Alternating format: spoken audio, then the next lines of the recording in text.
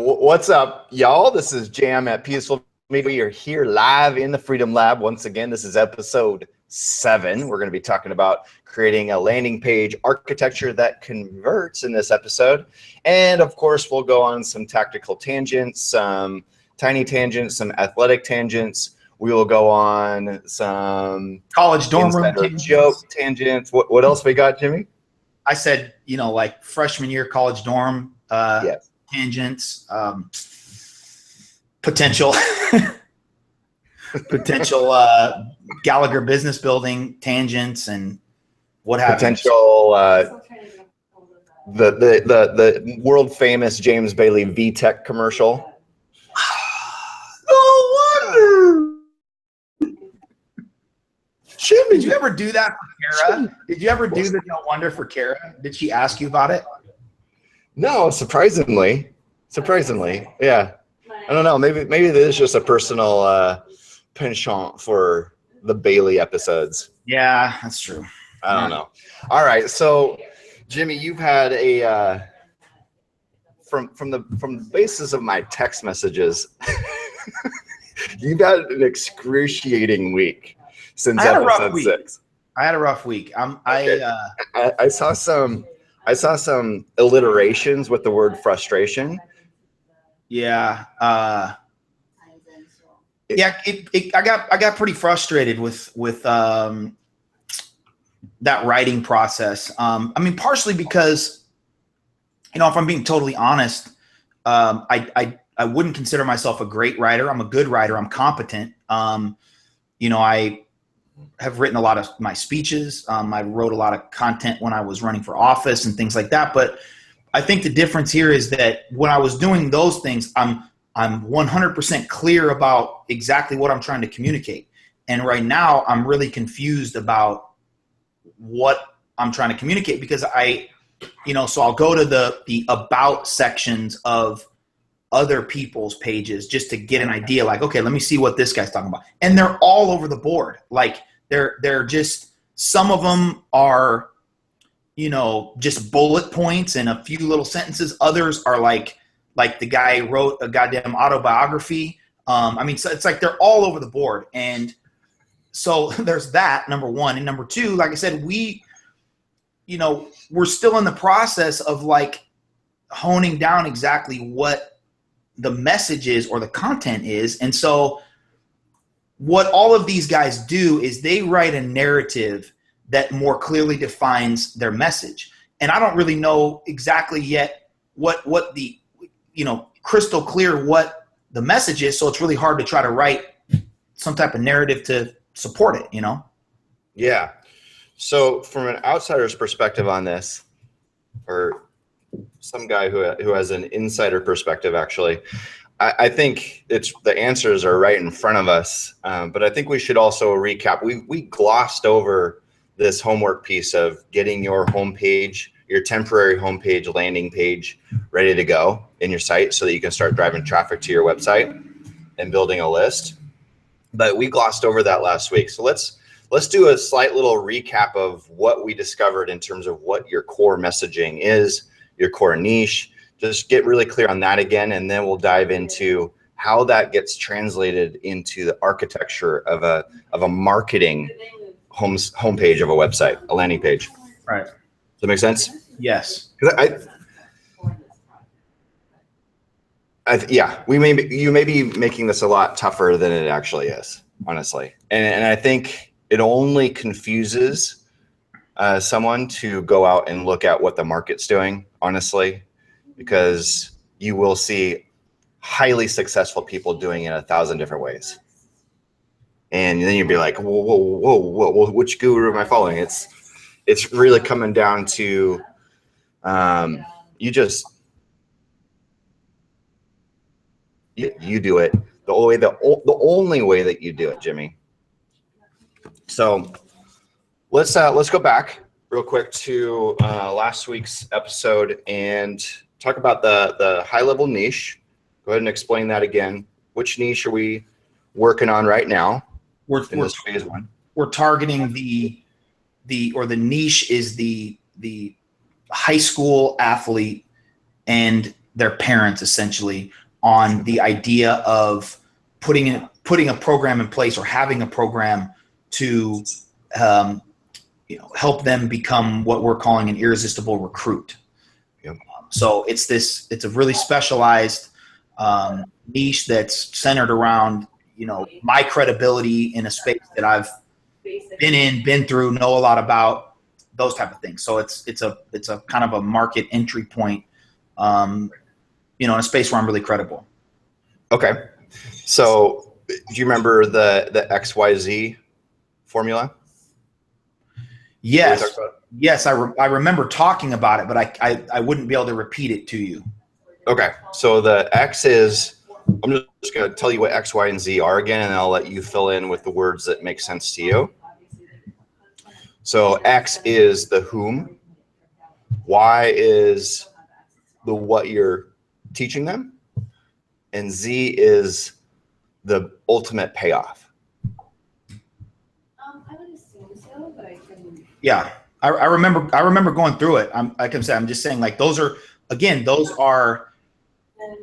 like, I think you think this stuff is easier than it is because you live in this space and you've done this for like 10 years.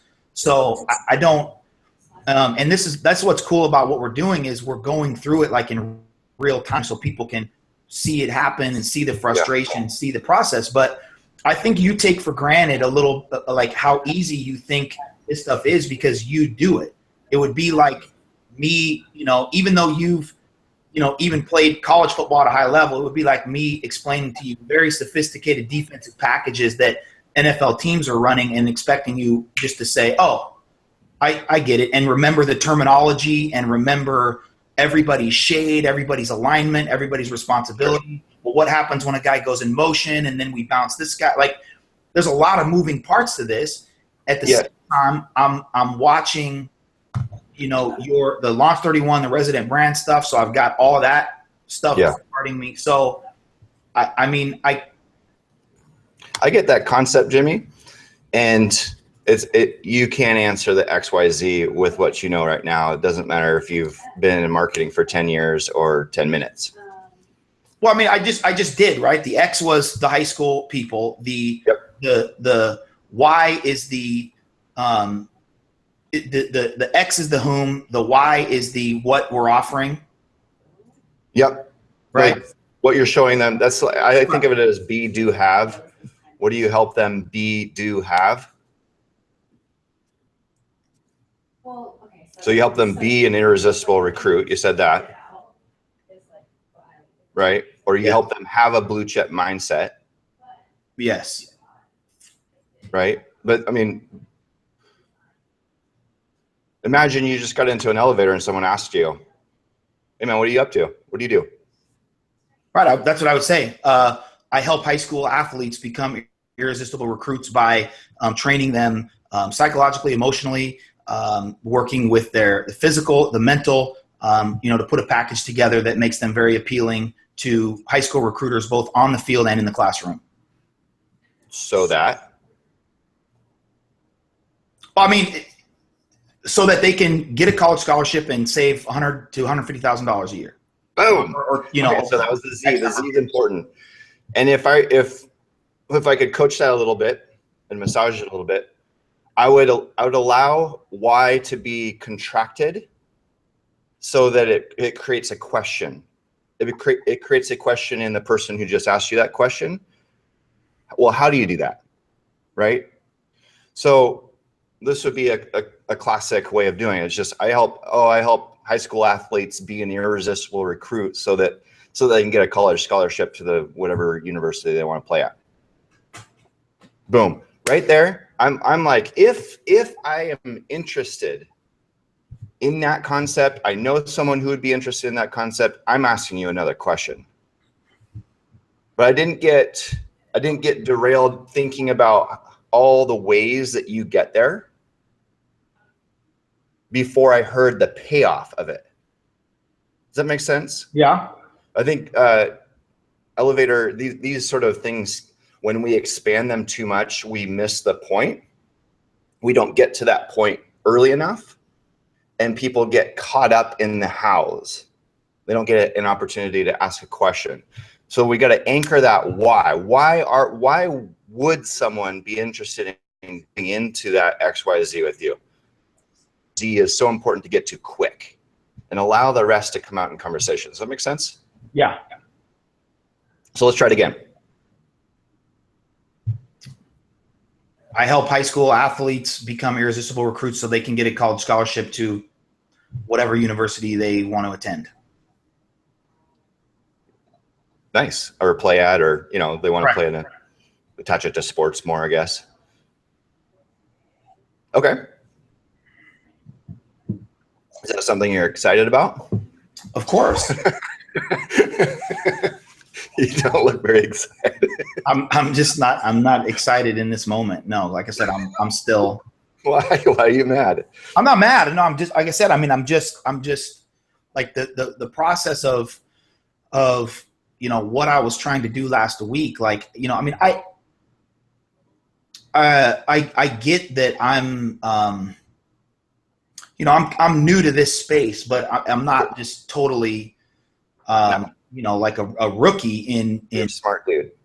but I don't know that you know, like I said, that what we're talking about today is different than what caused that, what I felt was, you know, kind of the source of some of the frustration stuff last week. And so the point is that I don't know that, I guess I don't even see where some of that fits. Like you said, you were saying something about, you know, having a landing page, having a homepage, you know, a place to land. I'm not even close to that. Like I'm not even close. So, I mean, I mean, who's going to build it?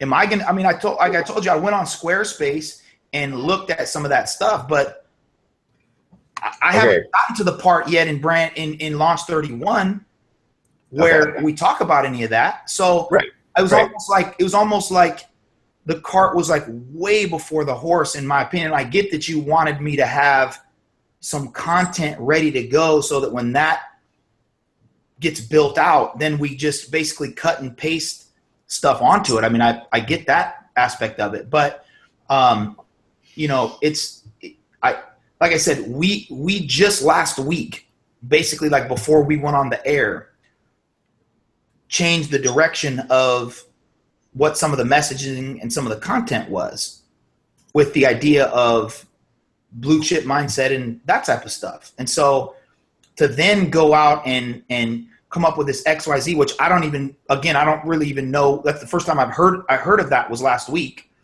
I just think you think this stuff is like, because you're a do-it-yourself guy, you just think some of this stuff is like easier to do than it is, and it's difficult to do. I hear your frustration, man. So here's the thing I see in a marketplace. I see a lot of people, and even some of our loyal attendees and viewers here in the Freedom Lab. I see this. You talk about cart before the horse. They want to build their landing pages first. They want to build a website first, and they don't even know what they're articulating offline. They don't know how to articulate what they do, why they do it, who they do it for, how they get the results, et cetera, et cetera. They just think that, oh, as long as I have a website, this is going to work. So what I'm trying to do is get a head start, not for, yes, a head start for the landing page. Don't worry about how it goes onto a page yet. That's not relevant for where we're at right in this moment. What is relevant is for you to be able to go out, and if you get a call from someone who is in the athletic space or has connections, you can easily, quickly articulate in a sensational way what you do, who you do it for, and what payoff they get, right? Yes. Because that's going to open the doors for this new niche for you. It doesn't matter if you have a website. I totally agree. That's what I'm saying. So again, like you talked last week about, you know, building out the landing page and doing all of these things. And again, introducing like new concepts and new ideas that I'm not familiar with. And so I guess I can put it like this. I'll use an example. Okay. When I played with the 49ers, we ran the West Coast offense, right? And so in that offense, 15-yard square in was called a dagger. So if a West Coast coach tells me, hey, you're going to run a dagger versus cover 2, do you get it? I'm like, yeah, I got that. I get that because I understand the concept of what a dagger is, and I can describe what that is. But then I come to the Falcons, and they call, that route Dallas. And the coach comes up and says, hey, you're going to run a Dallas route here. Do you get? And I'm like, I'm not sure what. I don't know. Right. Oh, it's an in route. Okay. Well, what? Oh, okay. So a Dallas route is a 15-yard in versus a cover 2. You want to try to push outside, slip inside, maintain the space, come across it. I'm like, oh, okay. Well, so I understand the concept. So I guess what I'm saying is, I think you're mistaking the fact, or you're maybe assuming that I can't articulate the message or what it is that I do because I don't quite know how to put it in your terms with the lingo that you use. Don't mistake that for not knowing, me not knowing what, essentially what I'm offering. It's just that you're asking me to put it in, these really concise terms of this XYZ stuff, which again, like I said, I don't know what that is. I've never heard that before. The concept makes sense, but these are statements that, these. Do you think when you go to Brendan's website? I say this rhetorically because I know when you go to his about page and he's got like a little quote, like that's something that was thought out like over a period of time and fleshed out and sat down and said, okay, let me write this to say it the best way that I can, the most concise way that I can. I remember doing that when I was campaigning. Like we would come up with a point and we'd say, okay, what's the best, simple, most easy way to say that? And then we'd spend however long it took to make sure that we said that concisely. So it's hard to come up with that stuff like on the spot, in the moment, But I understand the concept. I've got all of the information. I just don't speak it in the terms of the lingo that you speak it in because I don't do this for a living, or I haven't done this for a living up to this point. I don't expect you to, Jimmy. I want to start practicing it, basically. Sure. And get comfortable with it. There's but no means that I expect you to come out just nailing this shit. Right. What I want to do is set a bar for you that's at the greatness level and where you're going to start getting really easy, lucrative results as quickly as possible. Right. So, and now that we know what that bar is, you're gonna continue to get there and hone it, and you're gonna find different words and ways of communicating it that break that mold altogether. But this is in what I've seen, this is a great way of getting started in that simple, quick articulation that is so mandatory in sales and marketing today. Make sense? Yes. Dude, you're helping me here because I'm giving a talk down in San Francisco. You know about it. It's Anthony Trucks. He's also an NFL player. He has a stage called Renew University. He runs a big course and a live event. And I'm speaking down there amongst a bunch of really kick-ass marketing, sales, speaking, book, publishing cats. And so I got to bring the peaceful media noise. And so one of the topics I'm going to cover in there is how to create a conversion-oriented, a marketing-oriented homepage. So I get to show you and show our audience a little bit early if you can't attend that event. I'll put a link underneath this on YouTube where you can watch the live cast of that event so you can see all those speakers live. But I'll share those with you and talk to you about the blocks, because I think when you start getting some big picture terminology that I use and start understanding the concepts of blocks of content on your landing page, it'll start making more sense. We'll just have a visual map for this. But before we even get there, dude, I would love it if you're willing to share a personal story. I would love to ask you to share the story of, because I'm actually going to tie this in to where we're going today. So Dad, if you're watching, this is a football story. This is a jock story. This is an athlete story. Sorry if we're going here, but this is to me, it's a beautiful example of what we are here to teach today. So Jimmy, it's the story you told me last week offline, about how in the spring, first of all, why you didn't get a full ride scholarship to University of Montana, and how you took that information and literally ran with it, and showed up the first spring practice when we got tested on our 40s. How you ultimately showed up in that moment. So when I was getting recruited by Montana in this would have been February of '96, the head coach Mick Dennehy came to my high school, and my head coach and I met with him in the coach's office, and we were watching some film, and he was explaining, just some different things about where they were from a recruiting standpoint. And he said, you're a tough guy, like you're a great player. Very skilled. I think you're going to be a really good player. He said, I just don't think right now that you have the speed to make a difference at our level, which was, the Big Sky 1AA. He said, I don't think you have the speed to make a difference at our level. So we're going to offer full scholarships to a couple other guys that I think are, faster, more explosive, and bigger playmakers than you are. So depending on what happens with those guys, we'll let you know.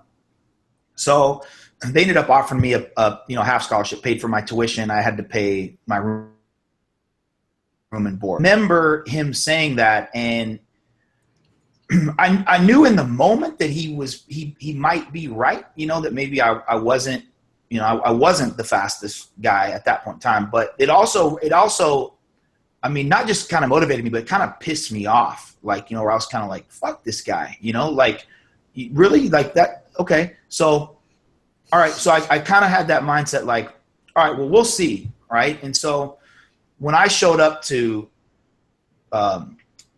fall practice, when we reported for the fall, like I kind of had a chip on my shoulder, and I kind of had some type of grudge or whatever against some of those other guys that they brought in, some of those other receivers that they brought in that the head coach said were faster and, quicker and bigger playmakers than me. And so, I just went about the process of trying to bury those guys, like prove to them, like, these guys are not even close to being as good of a player as me from a skill perspective. And I'm going to show you that I can beat them, that I will be faster than them. And so I got with one of the track coaches at Montana, a guy named Brian Schwain, who I think is still around Montana. I know if I went over there, I could probably find him somewhere.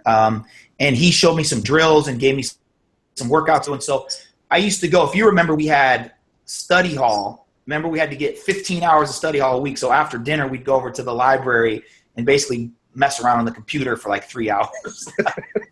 We weren't doing any homework, I can tell you that. And then usually we did that from some of us were Carol Bruno. Right. Usually we did that from like 6 to 9. So after that, what I was doing was, and we talked about this, you remember that little door that was down kind of in a weird place in the field house? It's not there anymore because they've built like on top of it and renovated all that. But I used to put a piece of tape on the little door lock thing so that basically the door looked like it was closed and it should be locked, but I could just push it open because there was no. So I used to go down in the field house. Long story short is I went down in the field house like after hours, usually like about 9:30 or so. And I would do these sprint workouts down on the field house floor down there. And the basketball court was out there, but the bleachers were pulled back. So there was some rubber exposed that I could run on. And there was like a couple of like little security lights.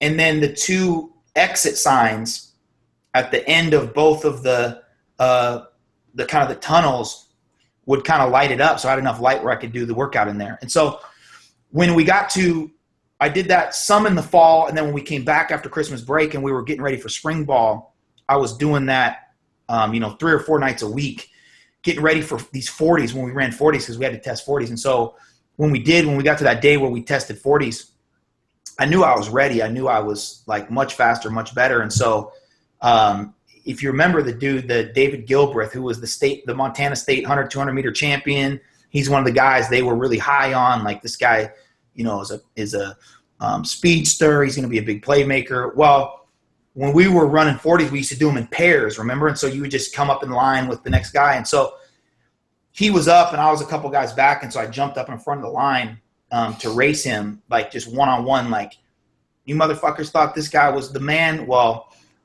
let's see. And so we went head to head and I smoked him. And I went to Dennehy on the way back and I said, am I fast enough now? And he kind of smiled and he said, that was pretty good. How he does it in his voice. That was pretty good. Yeah. I mean, I think, I told my nephew this the other day. And I don't know that this really relates to anything, but, he's going to Carroll College in Helena now. He's a freshman. And I was just kind of talking about that little bit of a chip on your shoulder that you got to have. And I told him, and I meant this, dude, our senior year, man, I was still trying, in my mind, I was still playing to prove to the coaches that they made a mistake by not giving me a full scholarship and believing in me right out of high school. Like, I was still trying to prove to them, like, I really wanted this to just – I don't know what I wanted from them. I just wanted them to know, like, dude, you were wrong about me, and I'm going to show you every single practice, every single game. Like, I always had that chip. Yep. And so I'll briefly tell the other piece of this story where he was doing this. Jimmy, you were doing this all throughout high school too, jumping in through the freaking, getting a boost from a buddy up to the weight room window that you couldn't reach, you couldn't touch, and you would leave that open so you could climb in there and get some extra workouts. And you've been doing this since you were a kid, man. So the reason I brought that up is because you weren't doing that because you expected to be mediocre or good. Right.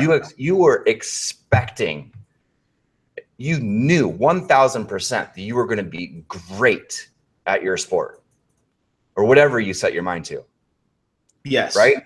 Yes. Which brings up your, I don't know if we're now calling them blue chip set principles, but this whole series we've been sharing one principle for success each episode, and you have one in there right now called expect greatness. Mm-hmm. So to me, like, that story is a demonstration of it's obviously the hustle and your determination, but I think that underneath that, man, is that you were willing to pay that price because you knew on the other end 1,000% that you were going to be great. And then you expected great, and then you backtrack to, okay, what am I going to need to get there? Right. Okay, I'm going to need to sneak into that field house. I'm going to need to tape that shit up so that I can get into the field house and do some sprints and do some sprint work while nobody's watching. Right. You just backtrack. So the reason I bring that up, man, this may be a real jump in logic, but I don't want to hear from you anymore that you're good at writing. I want to hear from you that you are great at writing. You are great at marketing yourself. You are great at articulating your message. And that's the only paradigm we're going to support here anymore. And so that everything you're doing, you are expecting the same kind of greatness that you expected out of yourself in your college career, your pro career in the NFL. I'm with it. I totally get it. Yeah. Okay. And guess what? You're going to run a 4.8 on your first one. But I guarantee you, man, for anybody who's not in sports or athletics at all, that will mean nothing to you. But in the 40-yard dash, the The kids who are running 4-1s are household legends, household names. The kids who are running a 4-4 are definitely on their way to somewhere in the pros, and depending on your size. But Jimmy ran a 4-4, which is pretty dang fast for a freshman, skinny white kid from Idaho on a half scholarship. So we'll use that terminology from now on. I mean, you can be comfortable with your first one out of the gates being a 4.8. You're going to run 4.4s, man, if not 4.3s. So, I mean, in full disclosure, I totally believe that. I mean, I really do. The belief that will be the case is not the problem at all. I guess just to kind of continue down that line, here, I guess this was part of the frustration, okay? Because when I was going through that process, the part that I think needs to be really highlighted is that when I was in high school and I was running a 4.8, I was working every day with my sprint coach. And this guy was, helping me, constantly critiquing me, saying, okay, here's how we do this. Hey, watch this guy. This is how it's supposed to be done. This is a really good example of that. This is a really bad example. You're close, but it's not quite there. And so it was this work in progress. When I got to college, and I told you, I didn't just go into the field house by myself. I first got with a sprint coach at Montana and had somebody coaching me along the way while I'm doing that. And I had resources that I could go to get it. And I guess the source of the main source of why I got frustrated and why I felt like this thing was so difficult is because there was no help. There was no framework. There was no blueprint. There was no, I mean, we talked about it a little bit. I read the 11-page blueprint deal on on the Launch 31. Yeah, on Launch 31. But so then it's like, okay, well, that's like somebody saying like, okay, man, to be fast, you got to move opposite arm and opposite leg at the same time. So left arm, right leg, right arm, left leg, whatever. And you just want to try to move your feet as fast as you can and move your arms as fast as you can. And so go get it, partner. It's like, we didn't, after we talked about it last week, other than a couple of conversations, yeah, we didn't talk about it. We didn't. In fact, not at all, actually. At one point, remember, I asked you, I was like, hey, dude, remember the XYZ thing that you said before we went on air? Like, send that to me because I want to see that so I can visually kind of get an idea of how that works. And I mean, I'm not saying like you didn't send it, but you didn't send it to me.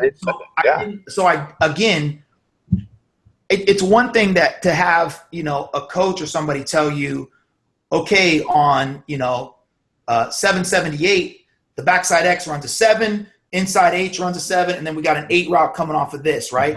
And then they also hand you a diagram so that you can look at it and study it and put that concept in its proper place visually, Right. So what I'm struggling with, I'm a very visual guy. I'm a very kind of playbook, blueprint oriented guy. Like, I like to visually see things. I like to execute them and then, be coached along the way. And so it's kind of just to be thrown out there and say, okay, well, just that's fun. Jump in and do this. It was, so that's the part when I say like, I'm a good writer, I'm saying, I'm acknowledging, like, I think I do a pretty good job of writing, but, I'm not a novelist. Like I'm not Stephen King or, even Tony Robbins or Brendan in that respect yet.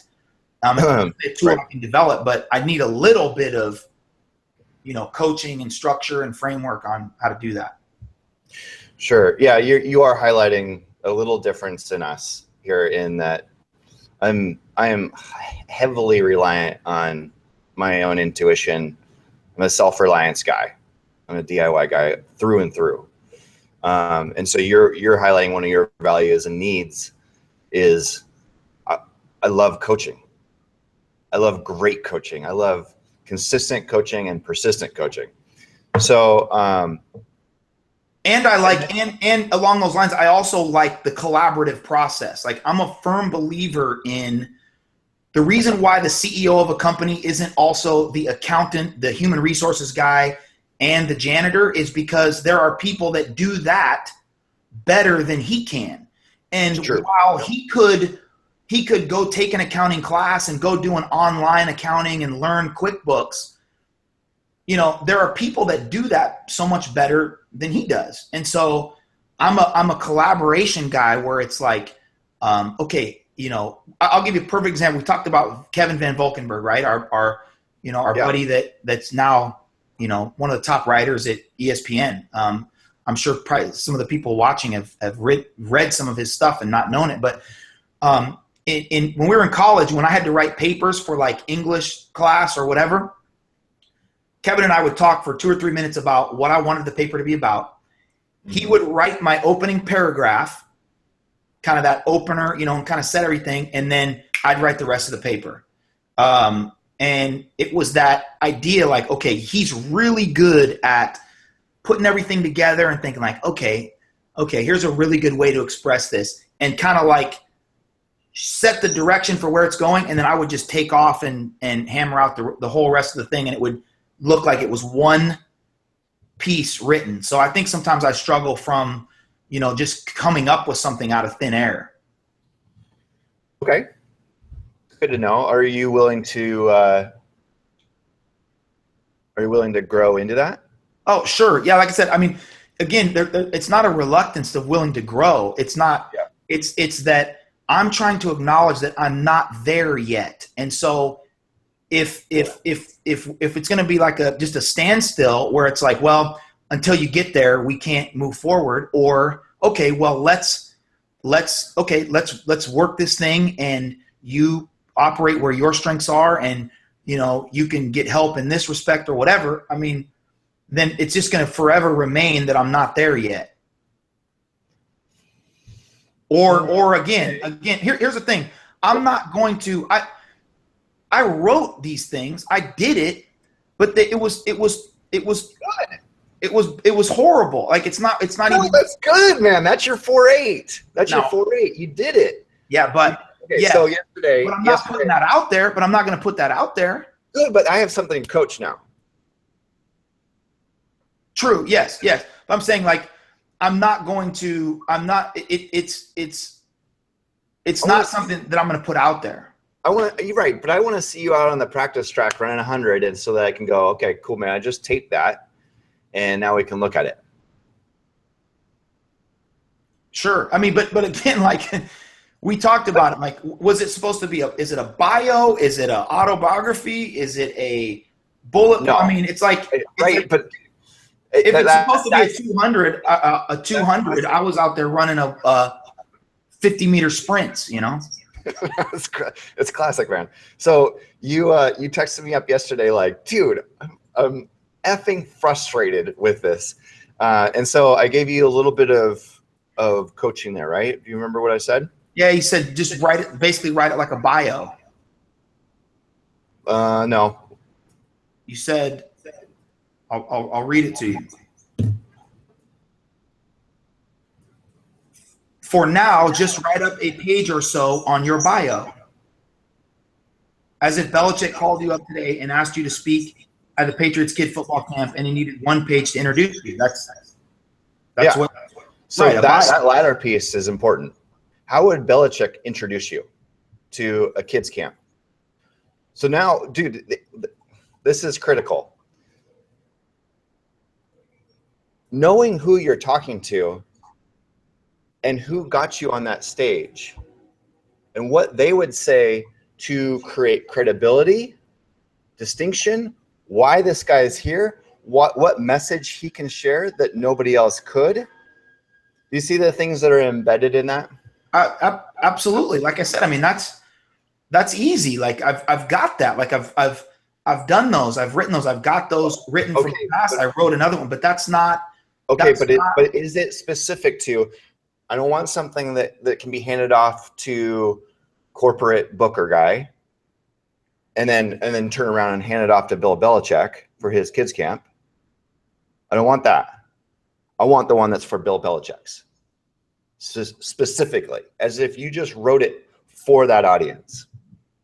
That make sense? Yeah. Like I said, I mean, that's easy. But so imagine that, and then I'm listening to the resonant brand with you and Julia, and she's adding all of this, all this other stuff to the mix. That's like, well, it can be like this, but it needs to say this, and it has to say this, and people have to. I mean, that just adds a whole nother element to.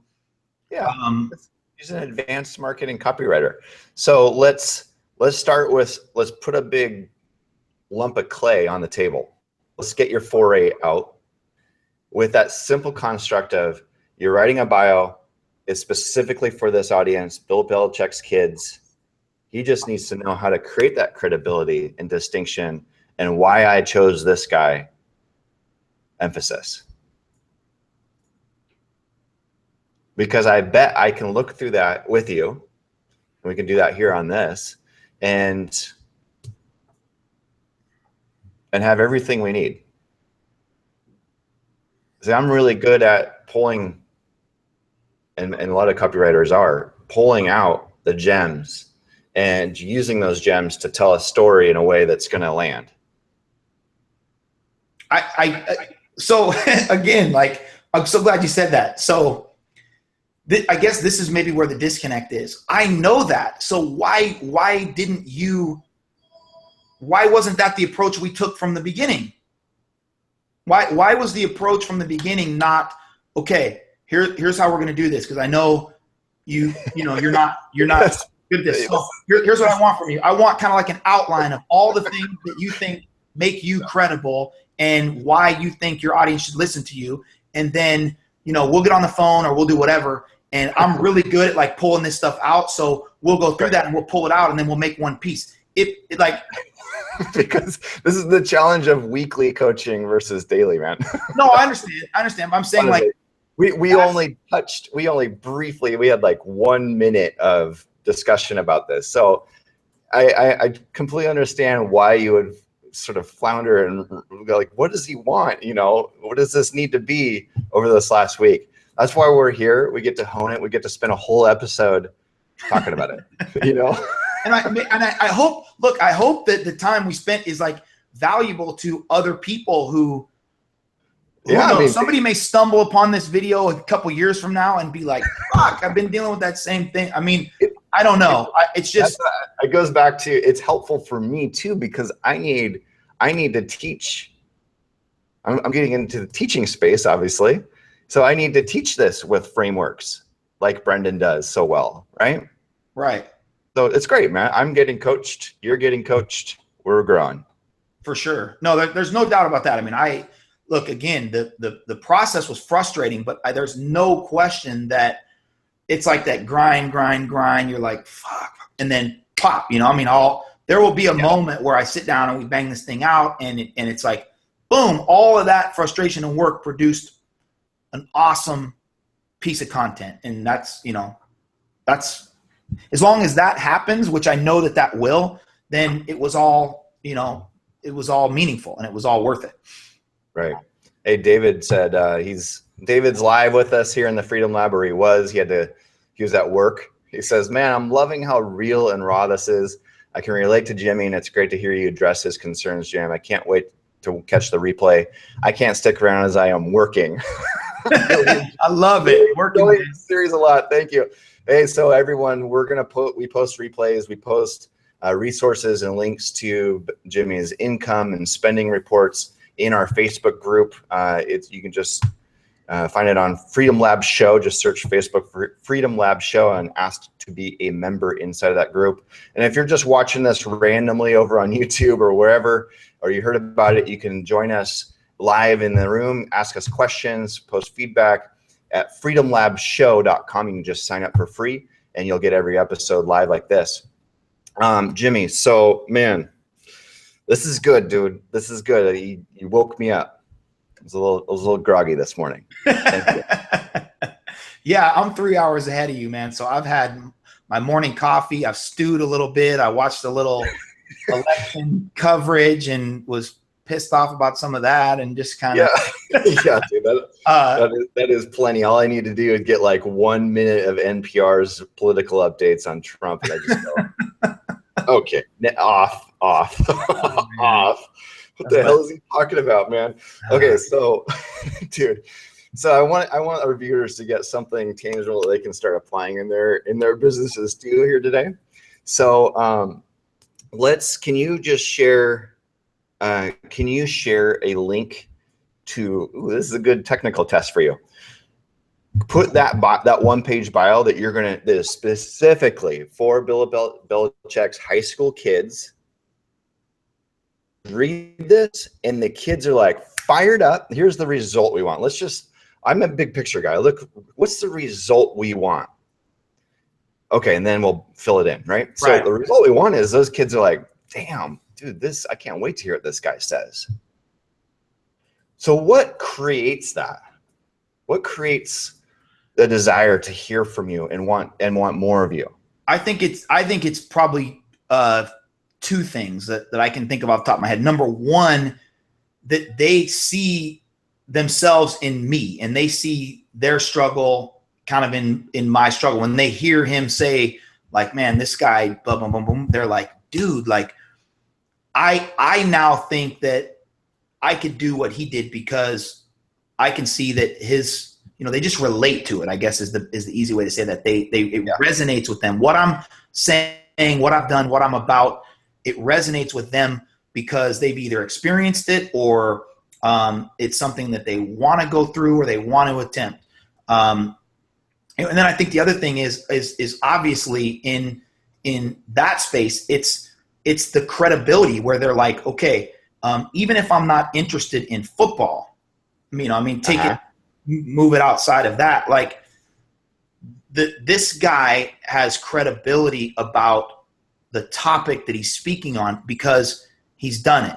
And you've got one of the greatest coaches in history endorsing this guy, saying, trust me, this guy knows what he's talking about, and he's giving you examples why. So I think it's that resonance, that they resonate with it, they can connect with it, and that they believe it's credible. They believe that I'm actually somebody who's done what I'm, talking about. And when I say, if you want to do it, these are the things that I did, and I believe that this is a good blueprint or a good roadmap for you. They're like, I think we should believe him. It's like if a guy a ripped guy with 3% body fat is like, well, man, here's some things I do on my diet. I think this helps. You're like, guy might know what you're talking about.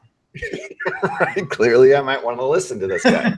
Might want to know that. You're freaking nailing this, like you're some sort of online marketer. Well, thank you. Like I said, it's not.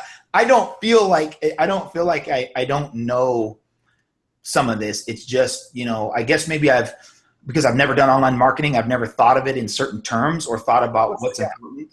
What's the gap? What's the gap between knowing what you need to pull off with this bio and who it's for and all that stuff, and having something that you feel like is your 4-4? I think it's that, for instance, when I was watching that video, the Launch 31 stuff, or actually it was the resident brand stuff, like when Julie was talking, there's so many like little tweaks that it's like, oh man, that makes this so much more powerful when it's said like this. There's a part on the blueprint thing. I'm gonna see if I can find it where you said something about, your audience wants to know, not who you are, but what you're about, or something like that, that I thought was really, I'll try to find it. I don't know if I'll be able to find it, but it's like these little tweaks that make that you don't know, that if you don't know the difference, or if you've never heard of that before, you've never tried to put that into play before, for instance, I try to keep this in my lane. Like, one of the secrets, right?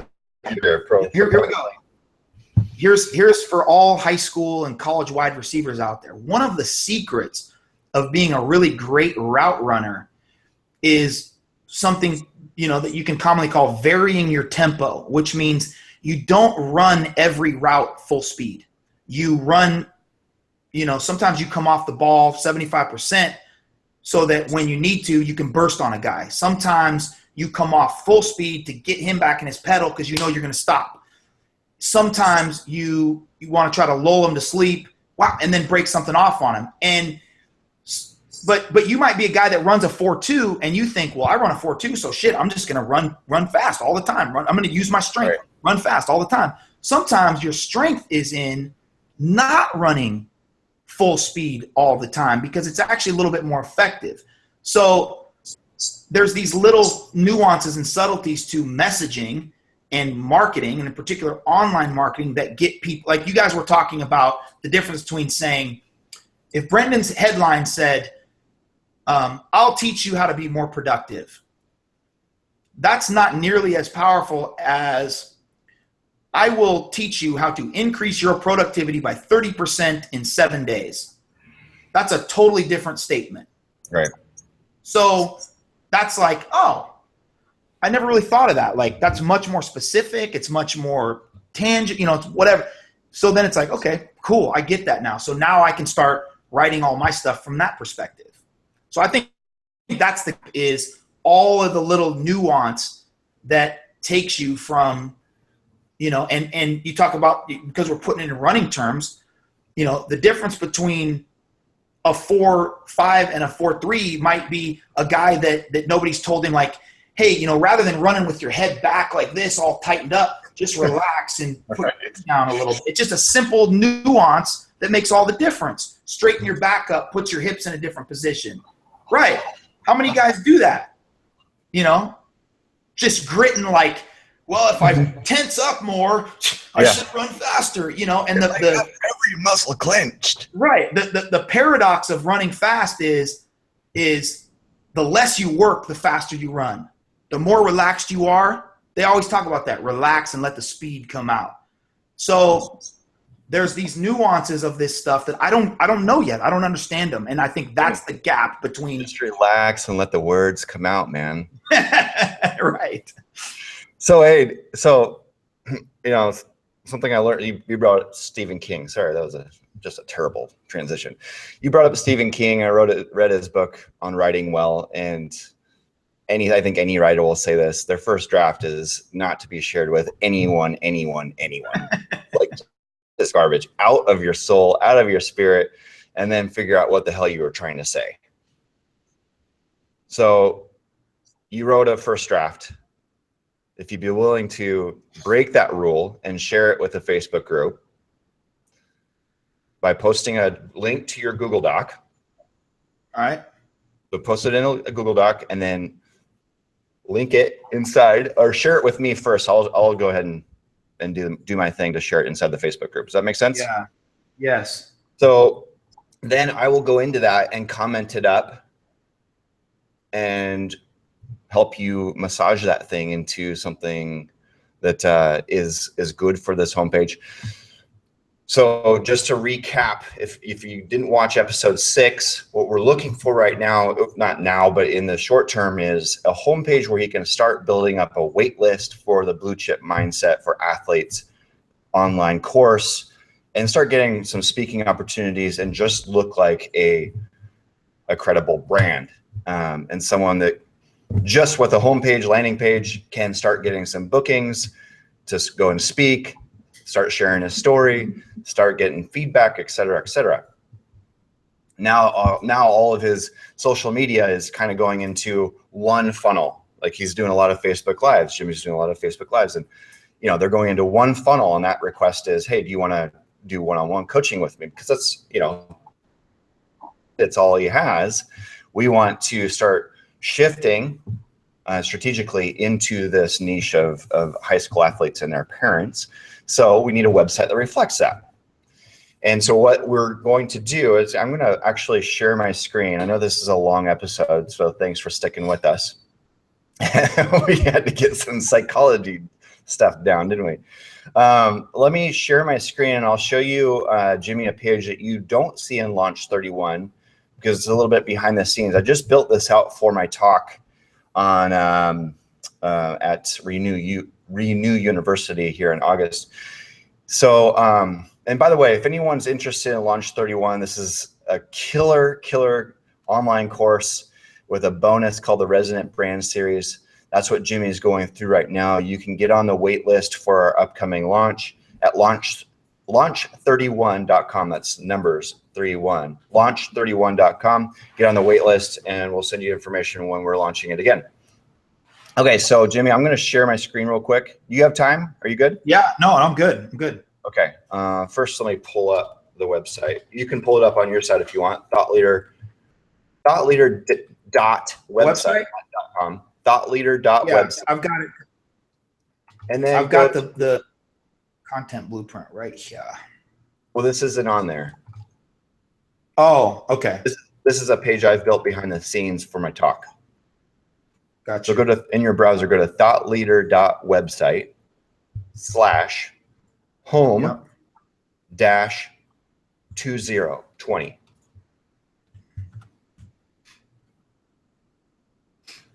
Got it. Okay, Oh, so I love that. That's dope. I'm gonna share my screen here. Where's my screens? Share my screen with folks, if I can find it. Oh, here it is. Here we go. Let me pull that out. There you are. Okay. So, Yes. So this is a Squarespace oriented site. So in Launch 31, I teach you how to create a whole simple marketing website and system, email marketing, simple funnel, lead generation, whether you're doing coaching, one-on-one services, or events, or just pure info product marketing. I teach you every step of that way. And so does my team. It's pretty awesome course. So this is a demo for a brand called Thought Leader. And you'll see that I'm using this top space. I just kind of want to give you the big chunks because I think this will give us that visual of how to create a landing page that converts. You spoke to this already beautifully, Jimmy. The top chunk is really all about two things, relevancy and trust. So if I were to open this up inside of a normal browser experience, you'll see that above the fold is not what we call above the fold is everything that one would see in, say, a laptop view in their browser. Now in mobile, it's completely different. All they're going to see is the little brand up there, Thought Leader, and then the fire behind the main headline. But this is critical that we have established subconsciously within a couple seconds, not a couple minutes, a couple seconds, that this is a credible professional website. So that question's going on inside the person's mind, whether they know it or not. But the big question they're actually asking themselves is, what's in it for me? Is there something here for me? You've heard the acronym WIIFM. What's in it for me? That's very common in the marketing space. If you don't answer that, you probably the ADD in modern website visitors will kick in and they will bounce. If you don't subconsciously hit the credibility trust piece and answer that, is there something here for me? They're out. So in this business, it's a coaching business for executives on this particular homepage demo.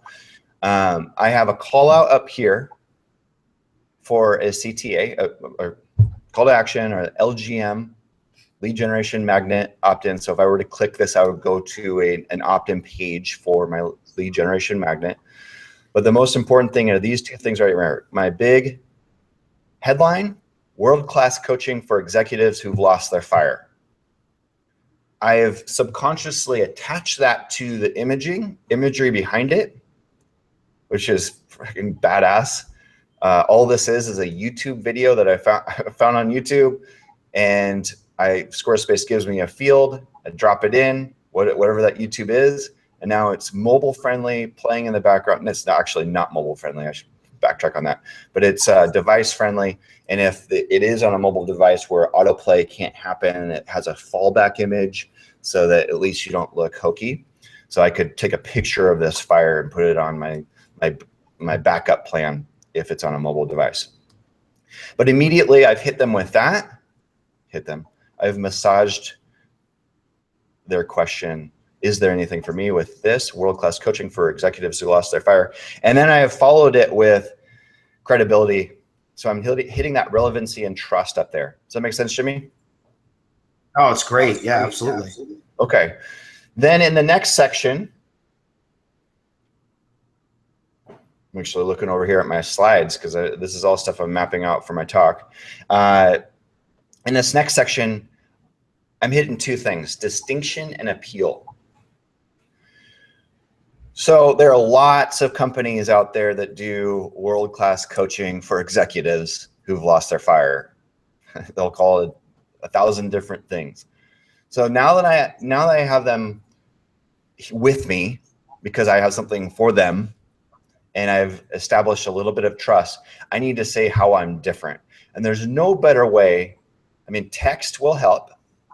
But we have this subheadline here. We use cutting-edge mindfulness tools to help disenfranchised executives fall in love with their work so they can passionately lead their teams to greatness. You can see the XYZ in there. Oh, it's great. But I didn't spend a paragraph doing it because I know that no one will read a paragraph. That's just the sad truth. If you can get people to stay for over a minute, you're in great shape. Right. So I hit it with a subheadline. It's nice, big, bold. It's right alongside these credibility badges. If you don't have these credibility badges or trust badges, as they're often called, then fine. Get out there and get them. Go on your local news and tell them you're going to do a special event and you'd like some coverage on it. Go to your market, your whatever you can. You can freaking have the library, your local library's logo here because you held a free workshop there. Like something that says, you know what, this person didn't just come off the streets. They've been actually out there doing something. And Jimmy, you can apply that to yours with where you've spoken already, Boys and Girls Club of America, all that stuff. Yep. And it just gives you like that sort of hook of, all right, I need to get some more badges, right? If this is critical to my success, I'm going to need some more badges. So I would start going out to your high school districts, public school systems, private schools, whatever it is, and start getting in front of your audience. Right. Okay. Then my appeal and distinction is also right here. Oh, let me just break this down a little bit more. Cutting edge mindfulness tools. So right there, I've created a flavor. There's 31 flavors. This is the Baskin and Robbins of coaching for executives who've lost their fire. What's my flavor? I'm using mindfulness tools, not just any mindfulness tools. I'm not using Lao Tzu's, the Tao here. I'm using cutting edge mindfulness tools. I can say mindfulness tools from cutting edge science. I mean, I could use the word research in there, heavily researched, scientifically researched, et cetera, to further establish trust. But I was going short here, just cutting edge mindfulness tools. That immediately sets me apart from other coaching. That's a distinction. And then the rest is further establishing who it is, disenfranchised executives. And then just in case nobody knew what lost their fire was. And then I always make sure that I have the so that. Remember early in our episodes, we did the so that game a little bit. We continue to do that so that they can passionately lead their teams to greatness. That for me is when an organization comes to my site, a CEO, president, a board comes there, what's in it for them? It's not this. They don't, I mean, they care, but only because in most corporations, only because they want a freaking team that'll do their work and do it well. I mean, at Peaceful Media, we actually do care about this. We want you to love your work. That's almost as important. But and then the rest of the appeal is done through video. Not everybody's great at video, so you might not have that at all. But in your case, Jimmy, this would be freaking awesome. A direct to camera appeal to your market. And then when I say your market, that would be, again, the coach, the athletes and the parents. Gotcha. So this would be, this video on my site would be me. It wouldn't be something else like this. Tony Robbins video. Oh, no. This is just an example, a placeholder. Got you. Yeah, no, you don't want some other thought leader in your market with a YouTube video on your homepage. Yeah, I was like, I wonder what is that just to have like somebody else like reinforcing your message or the No, thanks for clarifying credibility of like, hey man, Tony Robbins says the same thing I'm saying. Like, I didn't know what that was. No, not the place for it. That would be your blog. Hey, I just want to riff on what Tony Robbins was saying because we're saying. So you can hear this from Tony Robbins, but I'm gonna kind of put it in my own words. If you guys want exactly, that would work. But up here, just going back up here real quick, this is where you have that video we talked about last week, right? I don't know if you got a start on that or started compiling your footage, but having that nice montage sequence of you going up the ranks, of you hustling up the ranks from Pee-wee football player to pro, running in the background, I think would just be fucking fantastic. Do you have a head start on that at all, or start thinking about it at all? Yeah, I'm getting the footage together, but I mean, again, that's something I'm gonna have to do outside of me. Okay. In terms of, getting VHS stuff converted over to digital and all that. Right. Right. That's understandable. There are some things, Jimmy, I will say, outsource. Right.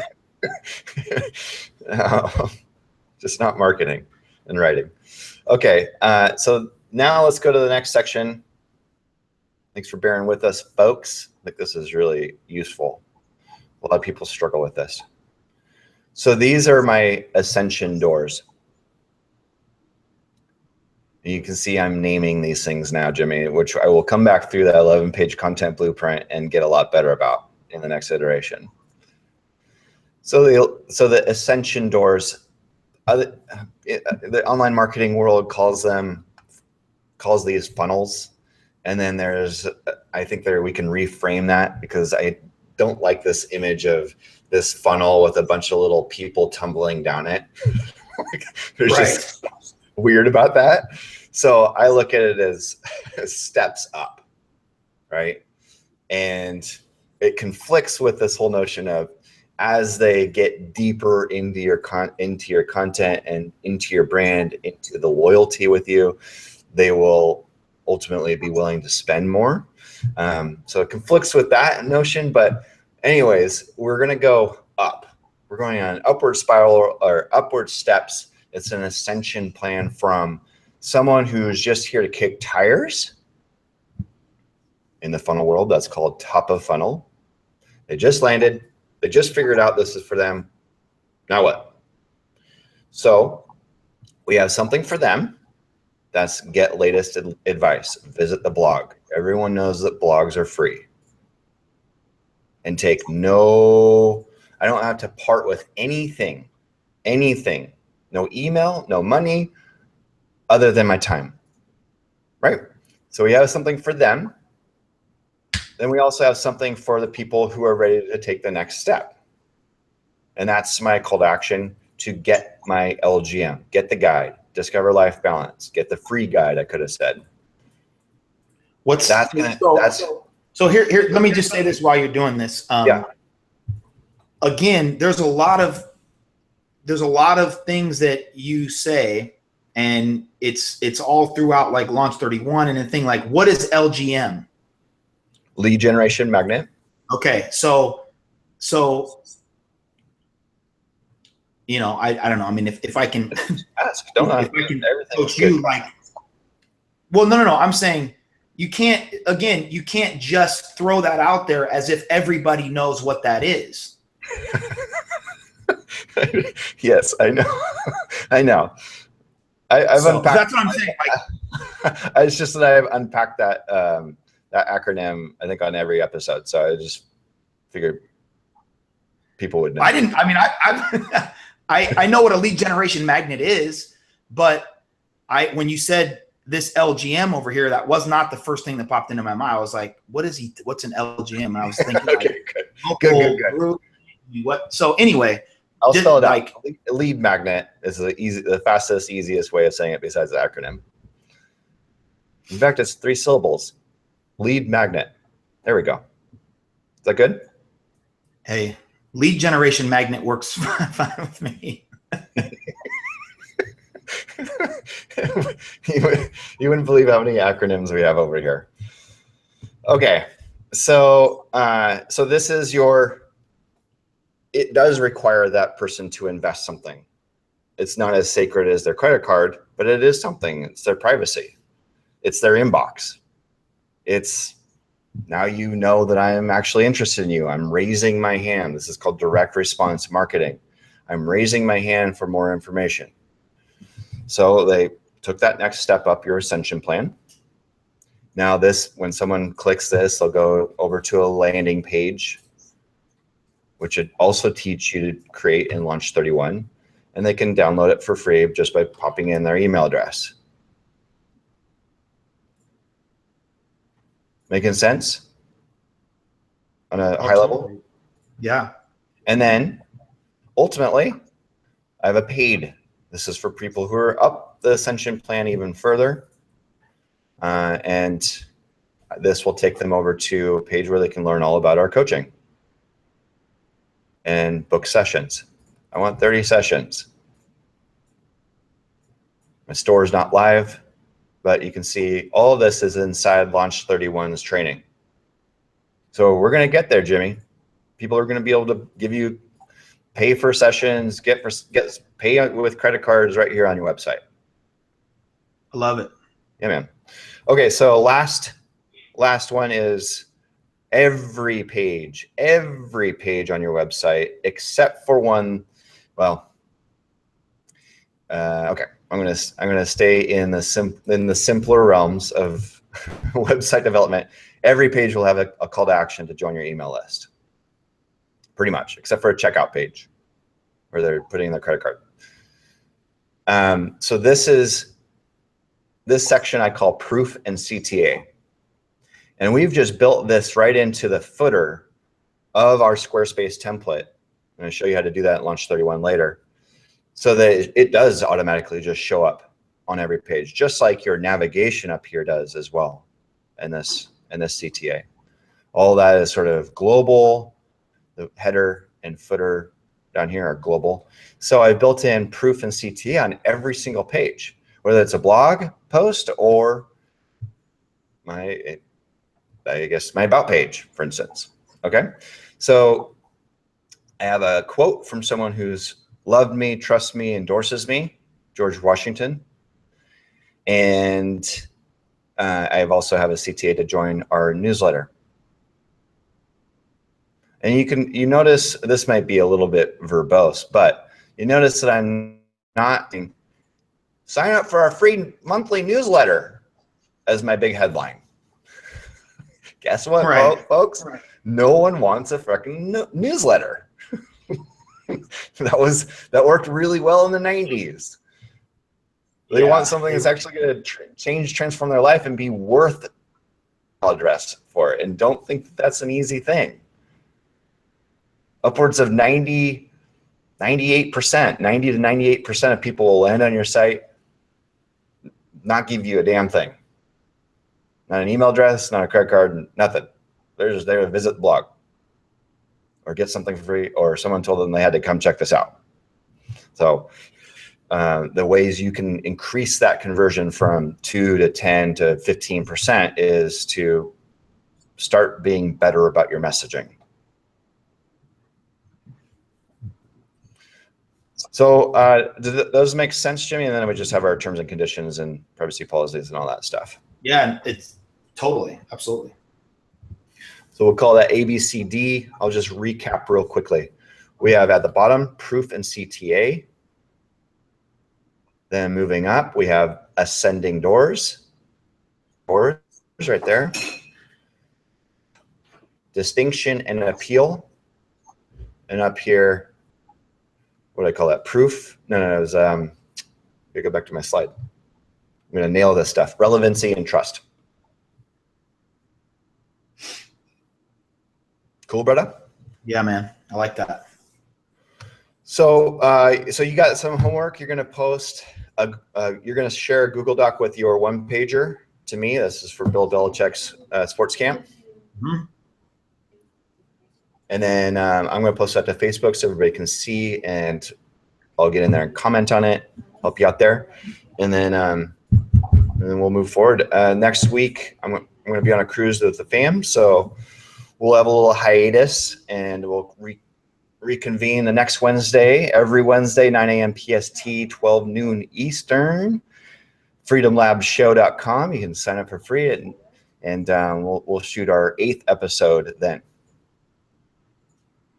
Dude, 8th episode. Week 8, man. Almost like a quarter of the way through this season, bro. It's crazy. All right, we got a lot of work to do. So, any questions about Launch 31 Resident Brand from here? When is this stuff? When is the other stuff going to unlock for me? Like when it? Days. Okay. So we gave you a chance to get all of your content, your about page, your coaching page, your LGM, your homepage, all that stuff written, so that when it comes to execution time, we can just roll through here and just show you how to plug it in. Gotcha. Okay. All right. Cool, man.